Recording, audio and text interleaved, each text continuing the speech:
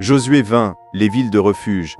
L'Éternel parla à Josué, et dit, parle aux enfants d'Israël, et dit, établissez-vous, comme je vous l'ai ordonné par Moïse, des villes de refuge, où pourra s'enfuir le meurtrier qui aura tué quelqu'un involontairement, sans intention.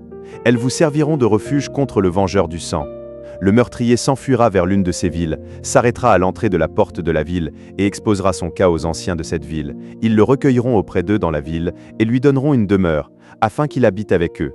Si le vengeur du sang le poursuit, ils ne livreront point le meurtrier entre ses mains, car c'est sans le vouloir qu'il a tué son prochain, et sans avoir été auparavant son ennemi. Il restera dans cette ville jusqu'à ce qu'il ait comparu devant l'assemblée pour être jugé, jusqu'à la mort du souverain sacrificateur alors en fonction.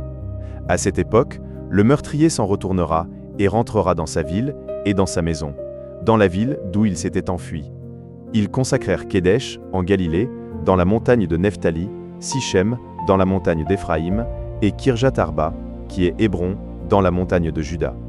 Et de l'autre côté du Jourdain, à l'orient de Jéricho, ils choisirent Bethser, dans le désert, dans la plaine, dans la tribu de Ruben, Ramoth en Galaad, dans la tribu de Gad, et Golan en Basan, dans la tribu de Manassé. Telles furent les villes désignées pour tous les enfants d'Israël et pour l'étranger en séjour au milieu d'eux, afin que celui qui aurait tué quelqu'un involontairement puisse s'y réfugier, et qu'il ne mourût pas de la main du vengeur du sang avant d'avoir comparu devant l'assemblée.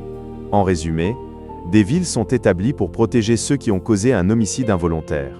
Méditons, Dieu est à la fois juste et miséricordieux. Prions, merci pour ta grâce qui m'offre refuge et protection. Amen. Chers frères et sœurs, merci d'avoir partagé ce moment dans la parole de Dieu. Si cette méditation a apporté la paix dans ton cœur, tu peux soutenir cette mission en s'abonnant à Parole de Dieu au quotidien, afin de continuer ce voyage biblique avec nous chaque jour. N'hésite pas à partager cette vidéo autour de toi, pour que d'autres puissent eux aussi recevoir une parole d'espérance, de paix et de lumière. Que Dieu te bénisse abondamment, fortifie ta foi et accompagne chacun de tes pas. À très bientôt pour une nouvelle méditation sur Parole de Dieu au quotidien.